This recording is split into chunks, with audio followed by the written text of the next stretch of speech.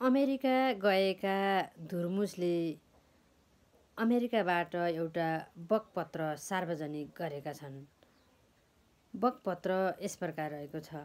आदरणीय आमाबुवा, दाजुभाइ, दिदीबहिनीहरू, देश निर्माणमा थोरै भए पनि योगदान पुर्याउँ पवित्र इरादा बोकेर 2072 सालको महाभूकम्पको बेला कार्यक्रमको सिलसिलामा अमेरिकामा भएका हामी सम्पूर्ण कार्यक्रमहरू रद्द गरेर नेपाल फर्किएर निरन्तर सामाजिक कर्ममा होमिएको यहाँहरू सबैमा सर्वविदितै छ। समाज सेवाको पवित्र उद्देश्य बोकेर काम गर्दा पनि पछिल्लो 5 वर्षमा हामीले धेरै लान्छना खेप्यौँ, अकल्पनीय भुक्तमान भोग्यौँ। हामी विरुद्ध अनेकन अफवाह फैलाएर हामीलाई हृदयदेखि नै माया गर्ने हाम्रा शुभचिन्तकहरूमाझ पनि अनेकौँ शङ्का उपशङ्का हुने गरी भ्रमको खेती गरियो। हिजोका दिनमा केही बोल्दा एक थुकी सुकी कता कता विलिन हुन्थ्यो। यो समयमा हामीले चाहेर पनि मुख खोल्न सकिएन। तर अहिले हामीलाई लाग्छ कि सबै कुरा व्यक्त गर्ने सही समय आएको छ। आज हाम्रो पीडामा हजुरहरूले हामीप्रति देखाउनु भएको सहानुभूति र ऐक्यबद्धताले आज यहाँहरूमा सबै कुराहरू व्यक्त गर्न ठुलो शक्ति मिलेको छ। तर जुन समस्याबाट हामी गुज्रिरहेका छौँ त्यो समस्याको अझै समाधान भएको छैन। अहिले पनि 18 करोड 43 लाख रुपैयाँ आर्थिक दायित्वको बोझ हाम्रो टाउकोबाट उत्रिएको छैन। सरकारी कार्यालयदेखि अड्डा अदालतको चक्कर लाउँदा हत्तु हैरान भइसकेका छौँ। हामी पूर्ण रूपमा रित्तिएका छौँ। केवल याचना बाँकी छ र बाँकी छ आफ्नो इमान्दारिता र असल नियतप्रतिको दृढ विश्वास। भनिरहनु नपर्ला कि यो आर्थिक दायित्व हाम्रो कुनै निजी प्रयोजनले सिर्जना गरेको होइन। रङ्गशाला निर्माणका क्रममा उधारोमा खसालिएका निर्माण सामग्रीहरूको बक्यौता रकम हो। भरतपुर महानगरपालिकालाई फाउन्डेसनले 59 करोड 90 लाख 1,866 रुपैयाँ पछिल्लो पटक पुल्चोक इन्जिनियरिङ अध्ययन संस्थानले गरेको प्राविधिक मूल्याङ्कन प्रतिवेदन अनुसार बराबरको भौतिक संरचना सुम्पियो। 2 करोड 46 लाख 21,670 रुपैयाँ 4 पैसा बराबरको स्टक निर्माण सामग्री जिम्मा लगायौँ। तर फाउन्डेसनको 18 करोड 43 लाख 424 रुपैयाँ महानगरबाट भएको अडिट रिपोर्ट अनुसार बक्यौता रकम भने महानगरपालिकाको तर्फबाट भुक्तानी हुन सकेन। राज्यले सम्पत्ति सकार्न मिल्ने तर दायित्व सकार्न नमिल्ने यो कस्तो विडम्बना। फाउन्डेसनले बनाइदिएको संरचनामाथि नै महानगरले अहिले थप निर्माण गरिरहेको छ।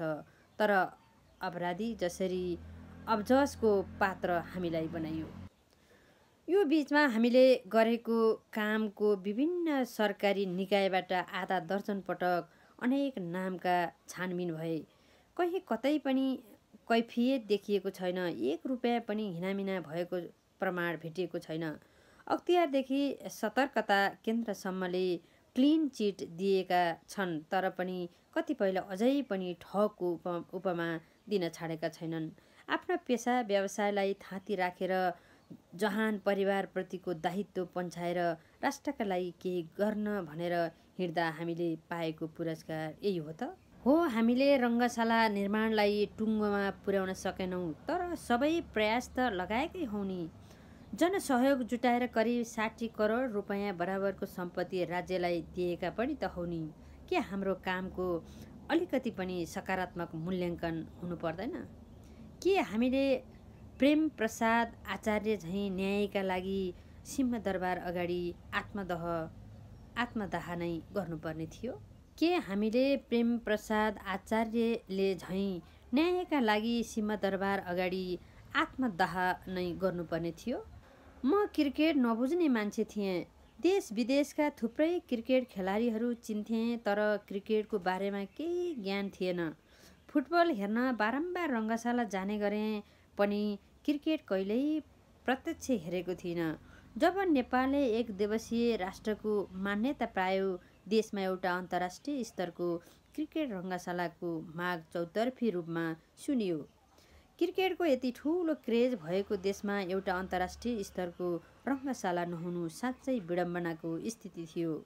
यद्यपि हामीले आफ्नो अगुवाईमा क्रिकेट रङ्गशाला निर्माण गर्ने योजना बनाएका थिएनौँ। हामीले त्यसबेला नमुना नेपाल नामको मौलिक परियोजनाको अवधारणा सार्वजनिक गरेर अघि बढेका थियौँ। तर हामीलाई सो क्रिकेट रङ्गशाला निर्माणका लागि अभियान चलाउन सामाजिक सञ्जाल र अन्य माध्यमहरूबाट क्रिकेट प्रेमीहरूले घचघच्याउन थाल्नुभयो। तपाईहरूले सक्नुहुन्छ भनेर हौसला दिनुभयो। हामीले यसअघि देश विदेशमा रहेका नेपालीहरूबाट आर्थिक सहयोग जुटाएर 4वटा नमुना बस्ती तथा वीर अस्पताल रङरोगन र सरसफाई अभियान छोटो समयमा सम्पन्न गरेको रेकर्डका कारण आम जनतामा हामीप्रति ठुलो भरोसा कायम भएको थियो। त्यही मोडालिटीबाट रङ्गशाला निर्माण गर्न हामीलाई सबैले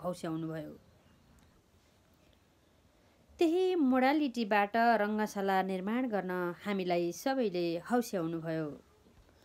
हामी अलमलमै थियौँ। अरबौँको परियोजना आँटिहाल्न सजिलो थिएन। मैले फेसबुकमा सबै सामु प्रश्न राखेँ, नमुना नेपाल कि क्रिकेट रङ्गशाला? हजारौँ कमेन्टहरू आए। 100% नै क्रिकेट रङ्गशालाको पक्षमा मत दिनुभयो। कमेन्ट बक्समै कयौँले आर्थिक सहयोगको प्रतिबद्धता जनाउनुभयो। अन्ततः हामी नमुना नेपालको योजना थाँती राखेर रङ्गशाला निर्माणतर्फ मोडियौँ। क्रिकेट प्रेमी जनताको आह्वानमा बहकिएर मात्र हामी यसमा हामफालिएका भने होइनौँ।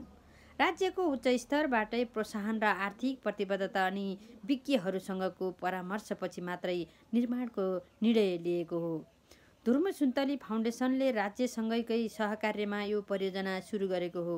भरतपुर महानगरपालिकाले नै हामीलाई डाकेर रङ्गशाला निर्माणको अगुवाई लिन अनुरोध गरेको थियो र जग्गा समेत उपलब्ध गराएको थियो।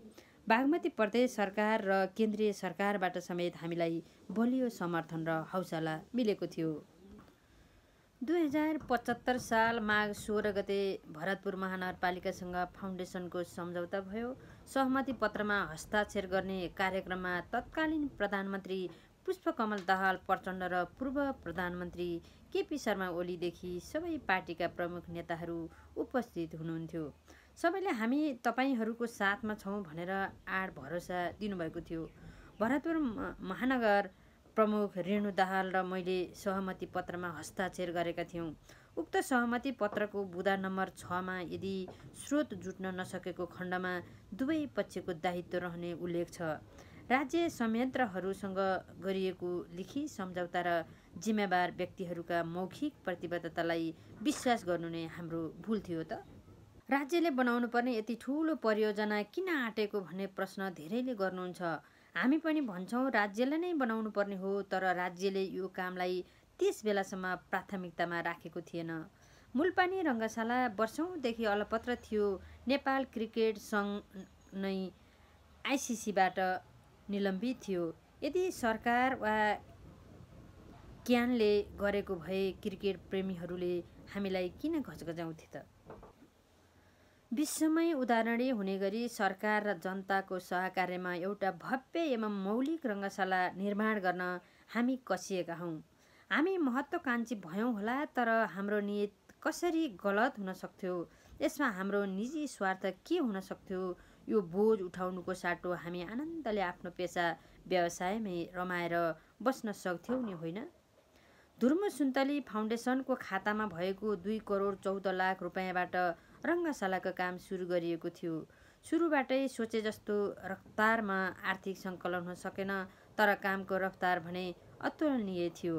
दैनिक बिहान 5 बजेदेखि अबेर रातिसम्म अनवरत काम हुन्थ्यो। स्रोतको समस्या नपरेको भए हामीले तोकिएको अवधिभित्रै रङ्गशालालाई पूर्णता दिनेमा कुनै शङ्का थिएन। आर्थिक सङ्कलन गर्न सबै उपाय लगाएकै हो। भरतपुर महानगरपालिकाकै अगुवाईमा धन धान्याञ्चल महायज्ञ आयोजना गरियो। उक्त महायज्ञमा 69 करोड रुपियाँको कबोल भएपछि हाम्रो आत्मबल निकै बढ्यो। 51 करोड बराबरको कबोल त सरकारी निकायहरूबाट भएको थियो।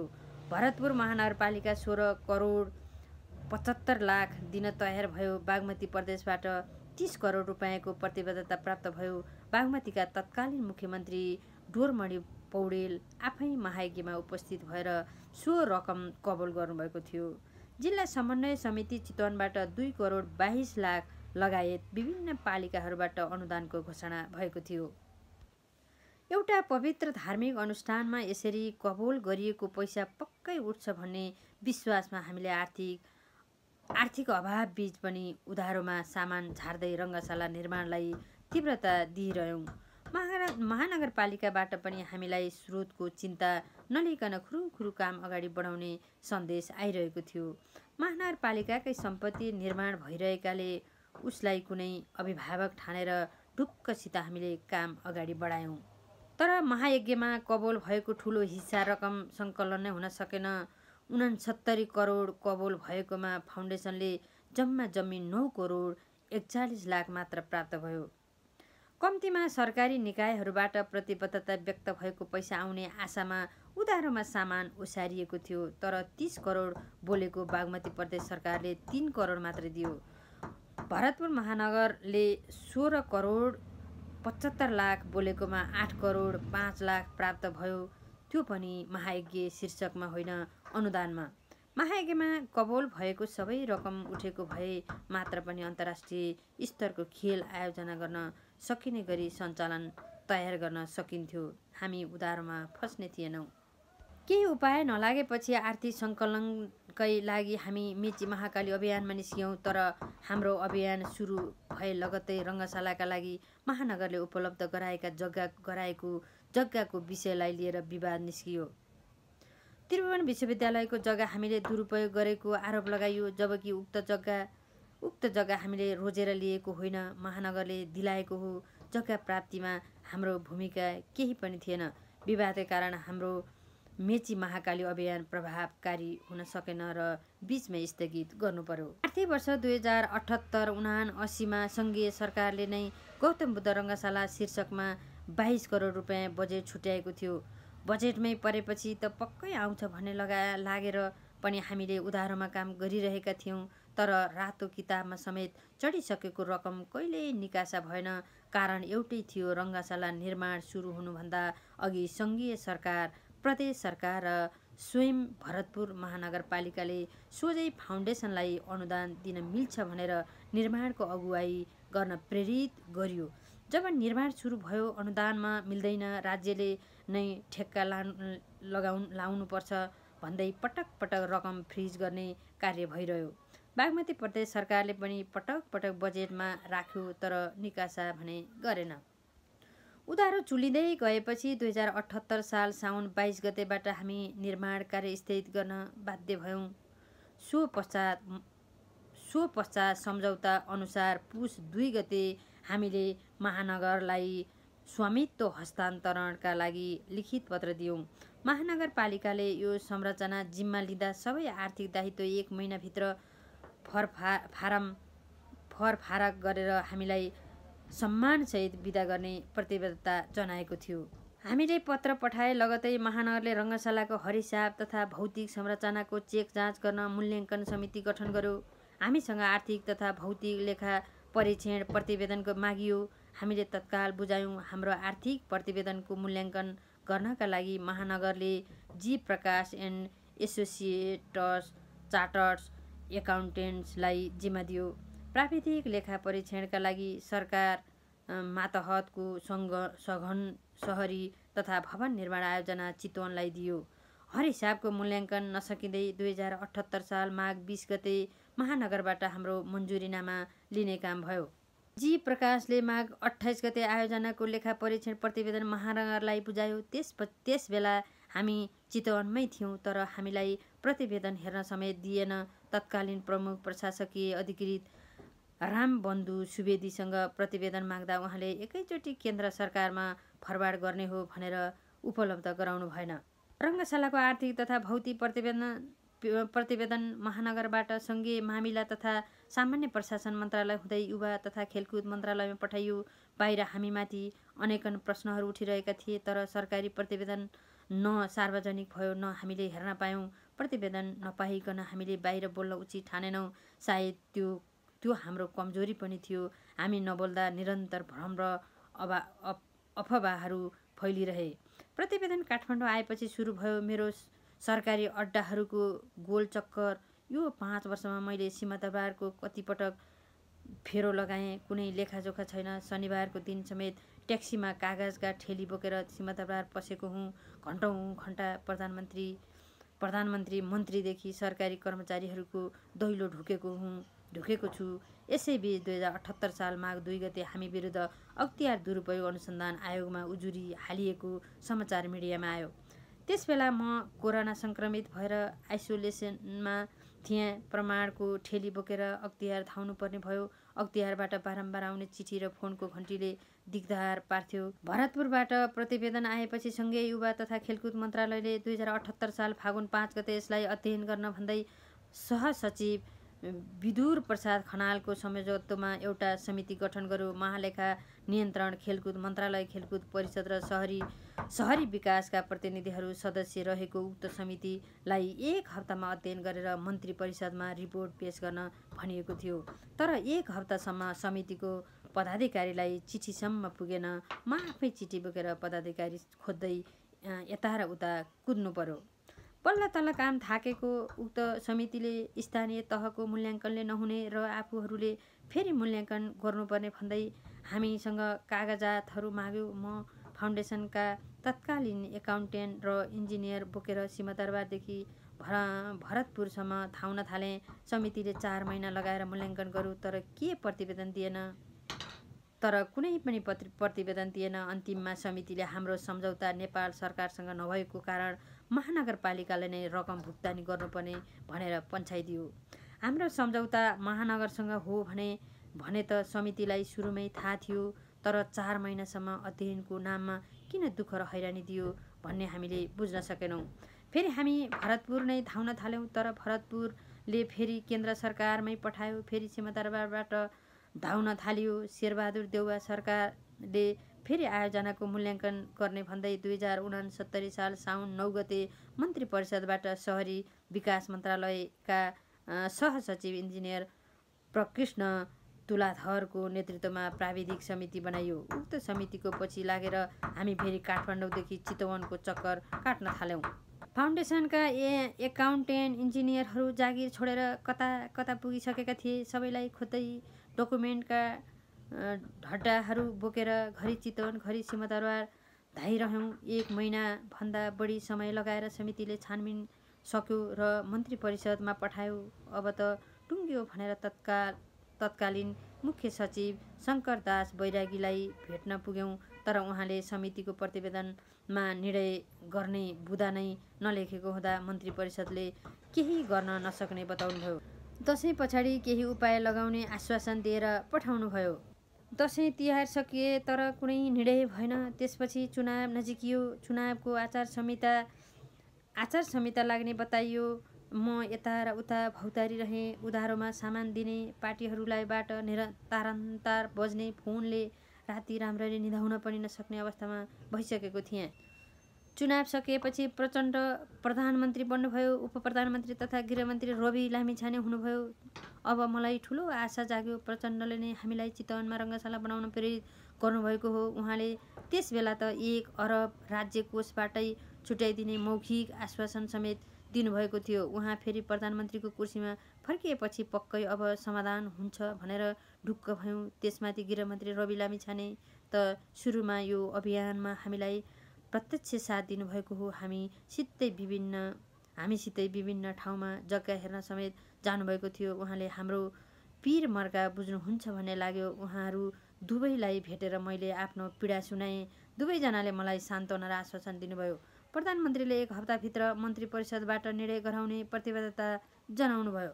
अन्ततः 2079 चैत 20 गते मन्त्री परिषद बैठकले फाउन्डेसनलाई खेलकुद परिषद मार्फत 12 करोड रुपैयाँ अनुदान उपलब्ध गराउने निर्णय गर्यो। बाँकी 6 करोडका लागि अर्को निर्णय हुने आश्वासन दिइयो। तिर्नु छ 18 करोड 12 हुँदा पनि हामीले ठुलो राहत महसुस गर्यौँ। रकम भुक्तानीका लागि खेलकुद परिषद धाउन थालेँ म, तर 3 महिनासम्म धाउँदा पनि रकम भुक्तानी भएन। परिषदले मन्त्री परिषदको निर्णयका बावजुद आफूहरूलाई फाउन्डेसनको सम्झौता नभएकाले रकम दिन नसक्ने भन्दै असमर्थता दर्शायो। भरतपुर महानगरबाटै भुक्तानी हुनुपर्ने परिषदका अधिकारीहरूले बताए। हामी फेरि भरतपुर धाउन थाल्यौँ। भरतपुरबाट केन्द्रमा पहल भएपछि 2080 साल असार 12 गते फेरि मन्त्री परिषदले त्यही 12 करोडका लागि दोस्रो पटक निर्णय गर्यो। म आफै मन्त्री परिषदको पत्र बोकेर अर्थ मन्त्रालय पुगेँ। अर्थबाट 2 दिनमा तोक लगाएर 18 गते महानगरको खातामा 12 करोड निकासा भयो। असार 19 गते फेरि म आफै अर्थको चिठी लिएर महानगरमा पुगेँ। तर पनि महानगरले पैसा दिएन। केन्द्रबाट आएको चिठीमा भाषा नमिलेको भन्दै रकम दिन इन्कार गरियो। चिठी सचिएर आउने भनेर म चितवनमै बसिरहेँ। तर असार 24 गते त्यो आर्थिक वर्ष नै सकियो र उक्त रकम फ्रिज भएर फेरि अर्थ मन्त्रालयमै फर्कियो। भरतपुरका तत्कालीन आर्थिक प्रशासन प्रमुख जगन्नाथ अर्यालले यो सशर्त अनुदानको पैसा भएकाले साउनको पहिलो हप्तामै फर्केर आउने र 20 गतेसम्म भुक्तानी गरिने भन्दै हामीलाई ढुक्क बताउनुभयो। त्यसपछि म काठमाडौँ फर्केँ। साउनको 11 गते भरतपुरले बजेट माग सम्बन्धमा भनेर सङ्घीय मामला मन्त्रालयलाई चिठी पठायो र मलाई नै फलोअप गर्न सुझाव दियो। म दौडँदै सङ्घीय मामिला मन्त्रालयमा गएँ। मन्त्रालयको इमेलबाट चिठी निकाल्न लगाएर टिप्पणी उठाएर सचिवको तोक लगाएर अर्थ मन्त्रालयको बजेट महाशाखामा पुर्याएँ। तत्कालीन महाशाखा प्रमुख उत्तर खत्री सरले मलाई देख्ने बित्तिकै भन्नुभयो, काम बन्यो होइन, खोइ लड्डु ल्याएको। मैले यताबाट भरतपुरलाई पठाएको चिठीमा भाषा नमिलेको, रकम भुक्तानी नभएको जानकारी गराएँ। उहाँले भन्नुभयो, सिस्टमको भाषा यही नै हो, उनीहरू भरतपुर महानगरले तपाईँलाई डुबाउँछन्। म खङ्ग्रङ्ग भएँ। अब के गर्ने सर भन्दा फेरि मन्त्री परिषदबाट निर्णय गर्नुपर्ने भनेर मुख्य सचिवलाई भेटिहाल्नु सुझाव दिनुभयो। म फेरि मुख्य सचिव डाक्टर वैकुण्ठ अर्याललाई भेट्न पुगेँ। उहाँले पनि भरतपुरले पैसा दिएन भन्दै अब सङ्घीय मामिला मन्त्रालय मार्फत प्रस्ताव लिएर आउन भन्नुभयो। म भोलिपल्टै मन्त्री अमनलाल मोदी र सचिव डाक्टर कृष्णहरि पुष्करको चेम्बरमा पुगेँ। उहाँहरूले फेरि खेलकुद मन्त्रालय जान भन्नुभयो। खेलकुद मन्त्रालय पुग्दा प्रधानमन्त्री कार्यालय नै जान भनियो। हप्तै दिन धाएपछि मैले फेरि मुख्य सचिवलाई भेटेर वेदना पोखेँ। उहाँले यही हप्ताको क्याबिनेटबाट निर्णय गर्ने, तर तपाईँ भरतपुर गएर कसलाई रकम भुक्तानी गर्नुपर्ने हो महानगरपालिकाकै लेटर प्याडमा लेखेर लिएर आउनु भन्नुभयो। मैले फेरि नगरपालिका पुगेर चिठी लिएर मुख्य सचिवलाई बुझाएँ। तर महिनौँ दिन बित्दा पनि काम भएन। केही सिप नलागेपछि फेरि प्रधानमन्त्री प्रचण्डलाई नै भेटेर म घर जान्न, यहीँ ओछ्यान लाएर सुत्छु, यो समाधान भएन भने यहीँ मर्छु भनेर हार गुहार गरेँ। उहाँले फेरि पनि अब बस्ने क्याबिनेटबाट टुङ्ग्याउने आश्वासन दिनुभयो।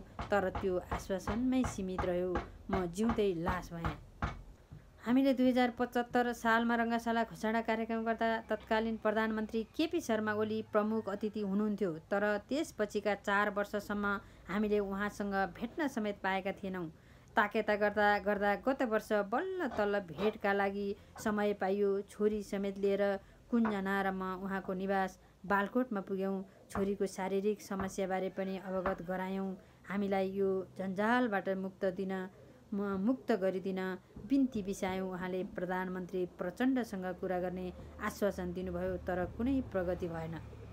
केही समयपछि ओली आफै प्रधानमन्त्री बन्नुभयो। उहाँलाई फेरि ताकेता गर्न थाल्यौँ। एक दिन बालुवाटारमा गएर प्रधानमन्त्रीको स्वकीय सचिव राजेश बज्राचार्यलाई सबै कुरा भने। भरतपुर महानगरबाट प्रमुख प्रशासकीय अधिकारी लक्ष्मीप्रसाद पौडेल र आर्थिक प्रशासन प्रमुख जगन्नाथ अर्याललाई सिंहदरबारमा बोलाइयो।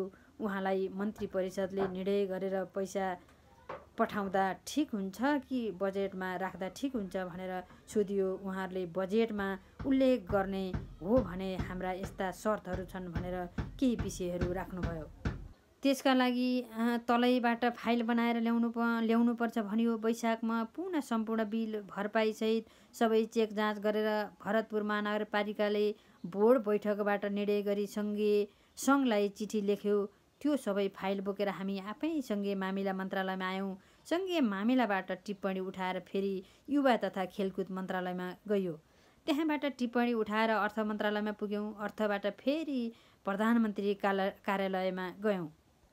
राति करिब 1 बजे प्रधानमन्त्रीलाई भेटेर हारगुहार गरेपछि कन्भिन्स हुनुभयो अनि बल्ल बजेटमा राखिने सुनिश्चितता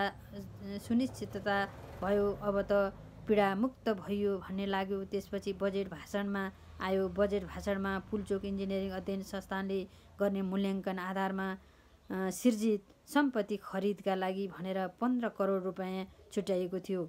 यसअघि पटक मूल्याङ्कन भएर तयार भएका प्रतिवेदनहरू सार्वजनिक भएका थिएनन्। फेरि पुल्चोक इन्जिनियरिङबाट मूल्याङ्कन हुने भन्दा दिक्क भइयो। तर हामीसँग सरकारी प्रक्रियालाई सघाउने बाहेक अरू विकल्प थिएन। त्यस बेलासम्म मलाई विभिन्न शारीरिक र मानसिक समस्याहरू देखा पर्न थालिसकेका थिए। अस्पताल धाउन थालेँ। प्राकृतिक चिकित्सालय रजहरमा 21 दिन बसेँ। काठमाडौँमा पनि थुप्रै डाक्टरहरूसँग भेटेर परामर्श लिएँ। सबैले मानसिक तनावकै कारण एन्जाइटी भएर यी लक्षण देखिएको बताउनुभयो। म आफ्नो उपचार सँगसँगै रङ्गशालाको सङ्घर्षमा एकपटक लाग्नु पर्यो। सरकारले बजेटमा छुट्याएको 15 करोड साउनमा भरतपुर महानगरको खातामा पुग्यो। पुल्चोकलाई मूल्याङ्कनको लागि चिठी लेखिदिनु पर्यो भनेर भरतपुर महानगरपालिकालाई साउन महिनाभरि लगातार ताकेता गऱ्यौँ। महिना दिनपछि बल्ल चिठी लेखियो। भदौ 16 गते पुल्चोकको टिमसहित भरतपुर पुग्यो। महानगर फाउन्डेसन र संस्थानबीच त्रिपक्षीय सम्झौता भयो। 1 महिनामा रिपोर्ट दिने भनिएको थियो। 2 महिनापछि रिपोर्ट आयो। त्यो रिपोर्ट बोकेर कार्तिक 13 गते भरतपुर महानगरपालिकामा पुग्यौँ। रिपोर्ट बुझेपछि कार्यपालिकाको बोर्ड बैठकबाट निर्णय गर्ने भनिएको थियो। तर त्यसो नगरी कार्यदेशका लागि भन्दै अर्थ मन्त्रालयमा चिठी लेखियो। त्यो चिठी बोकेर म आफै आएँ। अर्थ मन्त्रालयले मेरै अनुनय विनयमा बल्ल तल प्रत्युत्तर फर्कायो। जबकि केन्द्रबाट स्थानीय तहमा गएको बजेटमा यसरी अर्थको चिठी आवश्यक नै हुँदो रहेनछ। अर्थको जवाफी पत्रमा महानगरले चित्त बुझाएन। फेरि खेलकुद मन्त्रालय र कानुन मन्त्रालयको चिठी चाहिन्छ भन्न थाल्यो। त्यो चिठी लिन आफै काठमाडौँ आएँ। खेलकुद मन्त्रीलाई भेटेर बिन्ती बिसाएँ अनि खेलकुदको चिठी लिएर फेरि भरतपुर गएँ। अब चाहिँ हुन्छ कि भन्ने थियो, तर भएन। बोर्डको बैठकबाट तत्काल निर्णय नगरी फेरि प्रधानमन्त्री कार्यालयमा अर्थ मन्त्रालयमा मिटिङ गर्नुपर्ने भन्न थालियो। मैले जति अनुरोध गर्दा पनि सुनवाई भएन। सप्लायर्सहरूले मलाई घेर्न थाले। सबैतिरबाट हार खाएर म महानगरबाट रुँदै निस्किएँ। अब महानगर कार्यालयमा फर्केर आउँदिनँ भने त्यो मेरो भाववेशका अभिव्यक्ति थिएन। मैले साँच्चै हार खाएको थिएँ। म अब थप लड्न नसक्ने स्थितिमा पुगिसकेको थिएँ। हामीलाई 5 वर्ष घुमाएर अन्त्यमा रित्तो हात पठाइयो। यता अदालतमा म विरुद्ध सप्लायर्सले हालेको 19वटा मुद्दा विचाराधीन छन्। भरतपुर महानगरदेखि सङ्घीय सरकारसँग मेरो प्रश्न छ, यदि आर्थिक दायित्व वहन नै गर्नु थिएन भने पटक पटक मूल्याङ्कन र लेखा परीक्षण केका लागि गरिएको थियो? अनेकौँ चोटि छानबिनका नाममा हामीलाई 5 वर्षसम्म हदैसम्मको शास्ति किन दिइयो? मन्त्री परिषदले पटक पटक गरेको निर्णय किन कार्यान्वयन हुँदैन? राष्ट्रिय बजेटमा समावेश भएन। निकासा समेत भइसकेको रकम भुक्तानी गर्न केले रोक्यो? आज हामीले नै उठाएको संरचनामाथि काम गर्दै भरतपुर महानगरले गौरव मानिरहेको छ। सरकारले यसलाई राष्ट्रिय गौरवको आयोजना नै घोषणा गरेको छ। आयोजनाको मूल सर्जकलाई यसरी प्रताडना दिएर कस्तो गौरव प्राप्त होला त? व्यवसायीको उधारो नतिरिकन राष्ट्रिय गौरवको आयोजना पुरा हुन्छ त? फाउन्डेसनको नाममा रहेको बक्यौता स्थानीय तहले तिर्न मिल्दैन भनेर भरतपुर महानगरका जिम्मेवार व्यक्तिहरूले भनिरहनु भएको छ। जबकि 18 करोड 43 लाख मध्येको विद्युत प्राधिकरणलाई फाउन्डेसनले तिर्नुपर्ने जरिवाना सहितको 10,89,000 रुपियाँ हामीलाई थाहै नदिई महानगरले तिरेर त्यहाँ विद्युत आपूर्ति सुचारू गर्यो। त्यो रकम चाहिँ कसरी तिर्न मिल्यो त? अनि त्यत्रो सम्पत्तिको स्वामित्व लिन मिल्ने तर दायित्व वहन गर्न नमिल्ने कुन कानुन होला?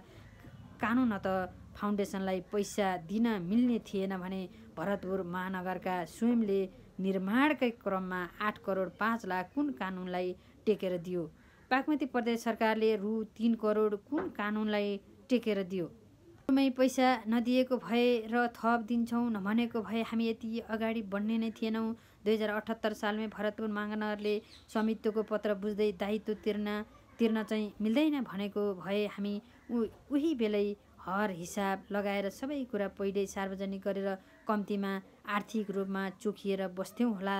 हामीले यो बदनामीको भारी त बोकेर हिँड्नुपर्ने थिएन। हामीलाई विश्वास गरेर धेरै सरिदै मनहरूले रङ्गशाला निर्माणको लागि करोडौँ सहयोग गर्नुभयो। हामीसँग सम्पूर्णको अभिलेख छ, तर हामीले रङ्गशाला निर्माणलाई पूर्णता दिन सकेनौँ। यसका लागि तपाईँहरू सबैसँग क्षमा प्रार्थी छौँ। सबै बलबुता लगाउँदा पनि हामी चुक्नु पर्यो। आशा छ भरतपुर महानगरले बाँकी कामलाई पूर्णता दिने र देशले एउटा क्रिकेट रङ्गशाला पाउनेछ।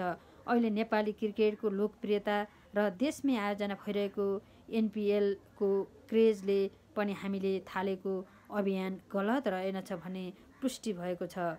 रङ्गशालाका लागि करोडौँ उधारो सामान आपूर्ति गर्नुभएका आपूर्तिकर्ताहरूप्रति म लज्जित छु। मेरो विश्वास र भरतपुर महानगरसँग सम्झौताका कारण देशका लागि एउटा गर्विलो संरचना उठिरहेको देखेर तपाईँहरूले सामान उधारोमा दिनुभएको थियो। तपाईँहरूको पैसा फसेको छ, तर पनि सबैले धैर्य धारण गरिराख्नु भएको छ। यो समस्या समाधान नभएसम्म म तपाईँहरूसँग छु र रहनेछु। भौतिक रूपमा अहिले टाढा भए पनि म यो समस्याबाट भाग्न खोजेको नठान्नुहोला। यसको समाधान नभएसम्म म पनि सुखले निदाउन सक्ने छैन। केही समय अघि मात्र हामीले आफ्नो एक मात्र छोरी सुबिहानीको शारीरिक समस्या सार्वजनिक गर्यौँ, जुन अहिलेसम्म लुकाएर राखेका थियौँ। अहिले हामी बाध्य हुनु परेको हो यो विषय बाहिर ल्याउन, किनकि रङ्गशालाकै उल्झनले छोरीलाई उपचारका लागि लैजान ढिलाइ भइसकेको थियो। म सिंहदरबारबाट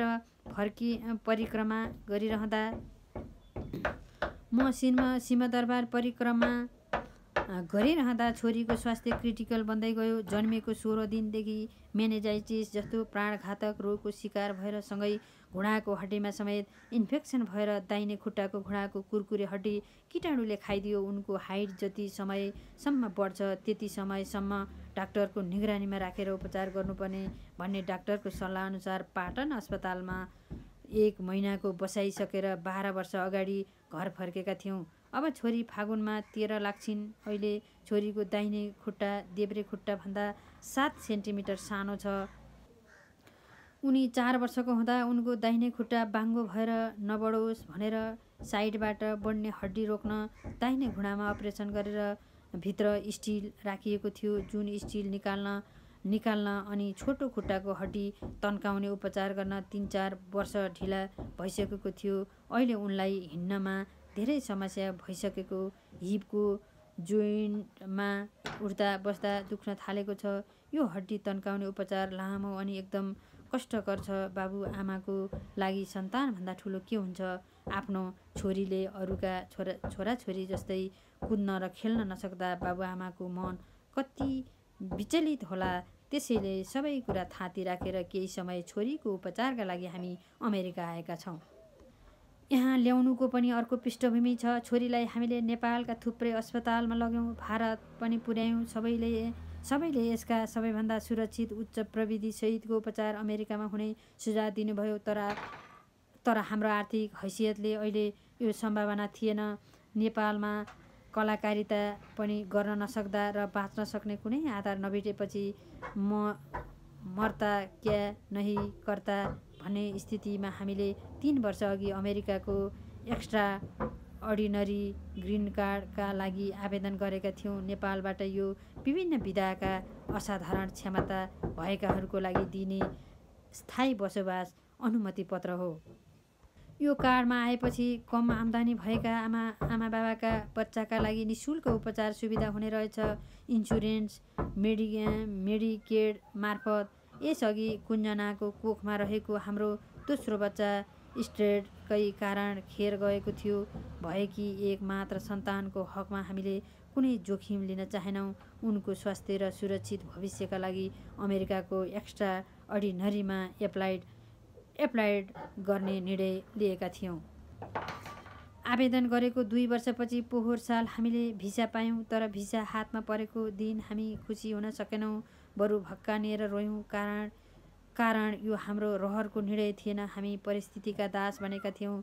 गत वर्ष हामी अमेरिका आयौँ। अमेरिका आउने जाने खर्चको जो गर्न कुञ्जनाले आफूसँग भएका सबै गहना बेचिन आएकै 1 महिनामा म रङ्गशालाको कामले सिंहदरबार थाउन फर्किएँ।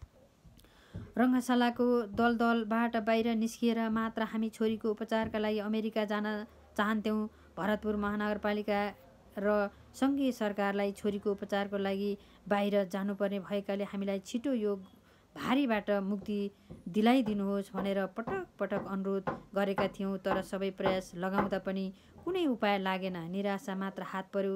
त्यसैले हामी छोरीको ज्यान जोखिममा नपरोस् भनेर समस्यालाई थाती राखी अहिले अमेरिका आउन बाध्य बनौँ।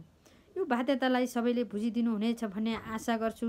हामी भागेको होइन। छोरीको उपचार सम्पन्न भए पश्चात नेपाल फर्किनेमा कुनै सन्देह छैन। छोरीको उपचार पश्चात हामी नेपाल फर्केर अब कलाकारितामै रम्न चाहन्छौँ, तर रङ्गशालाको उल्झनबाट मुक्ति नपाउँदासम्म हामीले नेपालमा न काम गरेर खान सक्ने न चैनसित निदाउन सक्ने अवस्था रह्यो। हाम्रो यति चाहना छ कि रङ्गशालाको समस्या समाधान भएर हामीले नेपालमै कलाकारिता गरेर बाँच्न सक्ने अवस्था बनोस्। हामी अमेरिका आएको विषयलाई लिएर भ्रामक प्रचारबाजी र हल्लाको व्यापार पनि सुरु भइसकेछ। जुन कुरा हामी सार्वजनिक गर्ने नै थियौँ, अहिले हामी नितान्त छोरीको उपचारमा केन्द्रित थियौँ। छोरीको उपचारको प्रक्रिया पनि सुरु भएको छ। हामी निरन्तर अपडेट पनि गर्नेछौँ। न त हामीले अमेरिकामा कुनै व्यवसाय सुरु गरेका छौँ, न त कुनै लगानी नै छ। भ्रमको खेती गर्नेलाई धन्यवाद भन्नुबाहेक हामीमा अरू कुनै शब्द छैन। अत भ्रामक प्रचारबाजी र हल्लाको पछि नलागिदिनुहुन सबैलाई विनम्र अनुरोध गर्दछौँ। दूरीका हिसाबमा टाढा भए पनि हामी तपाईहरू बीचमै छौँ। सामाजिक सञ्जालले हामीलाई निरन्तर जोड्ने नै छ। अहिलेलाई हामी छोरीको सुरक्षित र सफल उपचारका लागि यहाँहरू सबैको आशीर्वाद चाहन्छौँ। मुख्य कुरा हामीलाई रङ्गशालाको समस्याबाट मुक्ति दिएर कलाकारितामा फर्कने वातावरण राज्यले सिर्जना गरिदियोस्। नेपाल सरकारलाई हाम्रो विनम्र अनुरोध छ।